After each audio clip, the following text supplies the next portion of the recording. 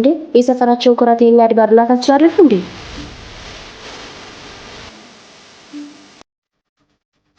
ውይ ናይስቲ እንዴት ነሽ? ደህና ነሽ ወይ? ከቤተ ክርስቲያን እየመጡ ነው አይደለ? በረከቱ ይደርብን። ውይ ተባረኪ፣ እኔ ቆንጆ ተባረኪ። ደህና ነሽ ወይ? ቁጭ በይ፣ አረፍ በይ። ያ ልጅ እኛ ሰፈር አይደለም እንዴ? ለምንድን ነው መጥቶ ሰላም አይለኝ?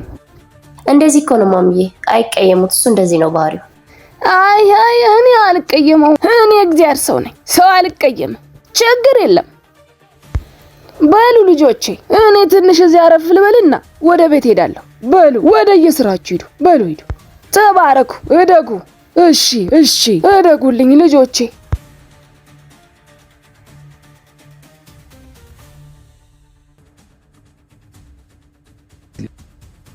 ለምንድን ነው ሰላም ማትላቸው?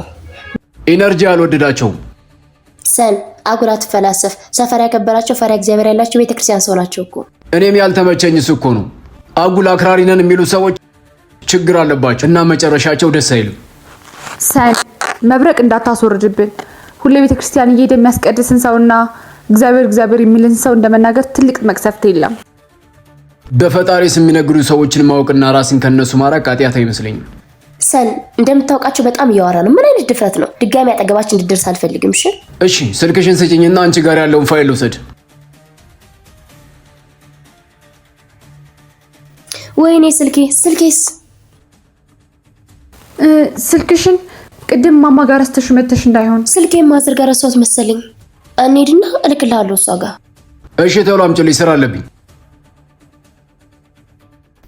ምን ነው ልጆቼ? እማማ እዚህ ጋር ስልክ አስቀምጫለሁ አይደለ? ምን? የምን ስልክ የኔ ልጅ? ቅድም እርሶን ሰላም ስል እዚህ ጋር አስቀምጬ ነበረ። ደግሞ እንደዚህ ጀመራችሁ? እማማ ቅድም ስትመጣ እኮ እጇ ጋር ይዘው ነበረ። የእናንተ ስልክ ምን ሊሰራልኝ ልጆቼ? እግዚአብሔር ይቅር ይበላችሁ። ኧረ የዘንድሮስ ልጅ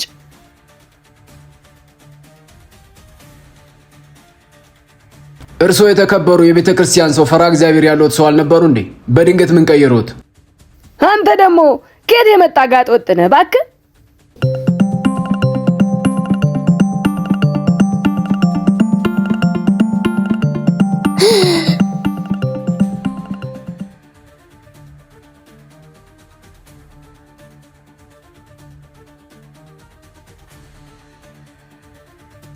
እርሶ ኖት የሰፈር አድባር የቤተ ክርስቲያን ሰው ፈራ እግዚአብሔር ያለዎት?